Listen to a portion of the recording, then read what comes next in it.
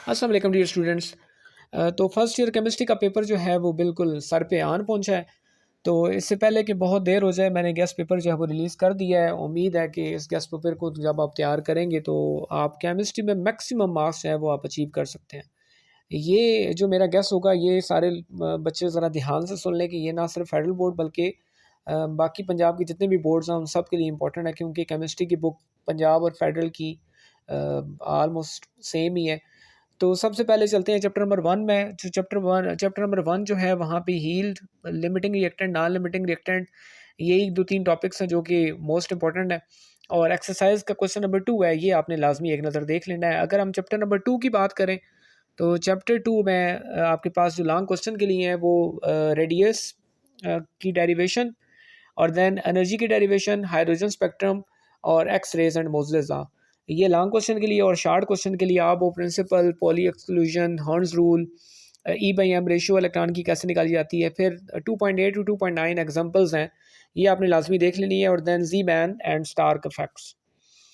Chapter number 3 की अगर बात करें तो मोस्ट इंपॉर्टेंट चैप्टर है जी चैप्टर नंबर 3, और एक आगे आएगा वो आपको बताऊंगा। तो चैप्टर नंबर 3 थ्योरी से रेलिवेंट है। तो सबसे पहले यहाँ पे जो मॉलिक्यूलर ऑर्बिटल डायग्राम है यानी एमओटी आपने काफ़ी ध्यान से करनी है, और यहाँ पे डिफरेंट मैंने स्ट्रक्चर्स बताए हैं जो कि पेपर में एक्सपेक्टेड है। देन वेस्पर थ्योरी जो है वो इंपॉर्टेंट है, और हाइब्रिडाइजेशन वाली जो आपकी sp3 sp2 और sp हाइब्रिडाइजेशन, ये लॉन्ग के लिए। और शार्ट के लिए जो है इसमें भी आप देख सकते हैं कि हाइब्रिडाइजेशन अगेन आया हुआ है। उसके बाद एक बड़ा कंसेप्चुअल क्वेश्चन है जो कि अक्सर पेपर्स के अंदर रिपीट होता है, क्वेश्चन नंबर 2 शार्ट क्वेश्चन। आप काइंडली इसको ज़रा लाजमी ध्यान से देख लीजिएगा, और अगर इसके आंसर में कोई भी प्रॉब्लम है तो देन आप कमेंट में मुझे बताइएगा, तो इसको मैं आपके लिए हल भी कर दूंगा।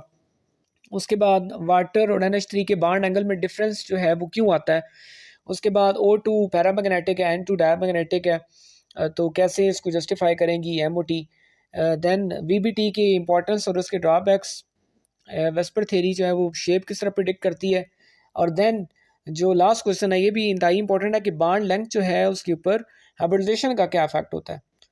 चैप्टर नंबर 4 की बात करें, चैप्टर नंबर 4 गैसेस से रेलिवेंट है। इसमें आपके पास सबसे पहले आइडियल गैस बिहेवियर से डेविएशन, उसके causes, vendor wall, Dalton law, partial pressure, grams law, liquefaction of gas, ये क्वेश्चन जो है ये लॉन्ग क्वेश्चन के लिए इंपॉर्टेंट है। जबकि लिए शार्ट के आपके पास absolute zero, absolute temperature, gas constant का यूनिट कैसे निकालते हैं, देन प्लाज्मा स्टेट और इसकी एप्लीकेशन। उसके बाद बॉयल्स और चार्ल्स लॉ की ग्राफिकल रिप्रेजेंटेशन, आइडियल और नॉन आइडियल गैसेस, आइसोथर्म और आइसोबार, इन दोनों में डिफरेंस, तो ये नोट करें। लिक्विड्स चैप्टर के ऊपर जब आप आते हैं 5वें चैप्टर पे, तो आपके पास London dispersion forces, hydrogen bonding, then vapour pressure और उसके फैक्टर्स जो उसे अफेक्ट करते हैं, then very much important liquid crystal, इसको आपने बड़े ध्यान से करना है। देन शार्ट क्वेश्चन में आपके पास viscosity, surface tension, evaporation, phase change के energetics, then molar heat of fusion, molar heat of vaporisation, और then kinetic interpretation of liquids. 6 chapter की अगर हम बात करें तो 6 चैप्टर जो है वो सॉलिड से रेलिवेंट है, और सबसे पहले आपके पास आता है जी क्रिस्टलाइन सॉलिड की प्रॉपर्टीज़, NaCl की शेप। इस दफ़ा सप्ली के पेपर में भी ये क्वेश्चन आया हुआ था, इसलिए इसको बड़े ध्यान से करना है। आयनिक और कोवेलेंट क्रिस्टल में एक कंपैरिजन दिया हुआ आपकी बुक में, इस क्वेश्चन के ऊपर आपने बड़ी ही एहतियात से देख लेना है। देन KMT जो सॉलिड्स के लिए है उसको देखना है आपने। एमार्फस और क्रिस्टलाइन सॉलिड में डिफरेंस, 4 से 5 डिफरेंस आपको कम से कम आप एक टेबल की शक्ल में उसको याद करें। Transition temperature, allotropy, lattice energy और एनआइसोट्रॉपी, ये इंतहाई इंपॉर्टेंट टर्म्स हैं शार्ट क्वेश्चन के लिए, इंतहाई important. Then polymorphism, isomorphism and compressibility वाली टर्म, इसको आपने एक नज़र देख लेना है। चैप्टर नंबर 7 की अगर हम बात करें तो चैप्टर 7 जो है वो केमिकल इक्विलिब्रियम से रेलिवेंट है।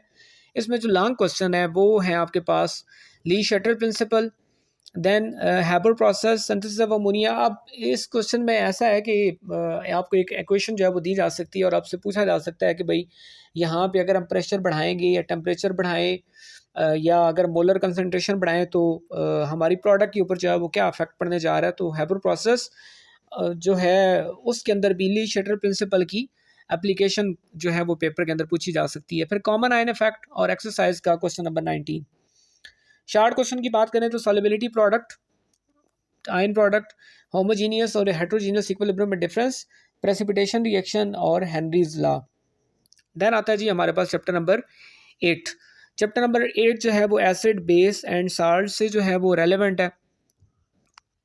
और इस चैप्टर की अगर हम बात करें तो यहाँ पे एसिड बेस कंसेप्ट्स जो है वो डिफरेंट जो है वो दिए गए हैं। आर्हीनियस एसिड बेस कंसेप्ट जो है वो मोस्ट इंपॉर्टेंट है। देन के ए और के बी का रिलेशनशिप, आयोनाइजेशन ऑफ वाटर, उसको भी आपने देख लेना जी। बफर सोल्यूशन और उसकी एप्लीकेशन इंतहाई इंपॉर्टेंट।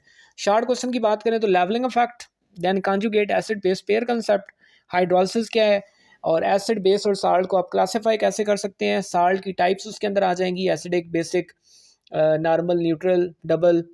देन आपके पास आता है जी ब्रॉन्स्टेड एसिड और ब्रॉन्स्टेड बेस को आप कैसे क्लासीफाई करते हैं। उसमें डिफरेंट एग्जांपल्स जो हैं वो बुक के अंदर दी हुई हैं, सेल्फ असेसमेंट टाइप और एग्जांपल्स भी, जिनको आपने एक नज़र लाजमी देखना है कि कैसे किस बेस पे आप जो है वो आइडेंटिफाई करते हैं लोरी ब्रॉन्स्टेड एसिड बेस को, आर्हीनियस एसिड बेस को।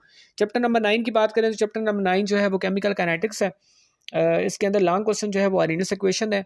देन कैटालाइसिस, उसके बाद होमोजेनस हेटेरोजेनस कैटालाइसिस आ गया। Potential energy diagram, reaction mechanism की वो कैसे ड्रा करते हैं। देन कोलिजन थ्योरी, जिसके अंदर एंजाइम का कंसेप्ट आ जाता है।